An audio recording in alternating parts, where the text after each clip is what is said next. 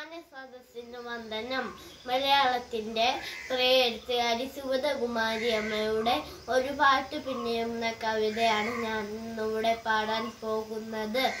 ഒരു പാട്ടു പിന്നെയും പാടി നോക്കുന്നിതാ, ചിറകൊടിഞ്ഞുള്ളൊരീ കാട്ടുപക്ഷി. മഴുതെന്ന മാമരക്കൊമ്പിൽ തനിച്ചിരുന്ന് ഒടിയാ ചിറക് ചെറുവിളക്കി. നോവുമെന്നോർത്തു പതുക്കെ അനങ്ങാതെ പാവം പണിപ്പെട്ട് നിന്നിടുന്നു.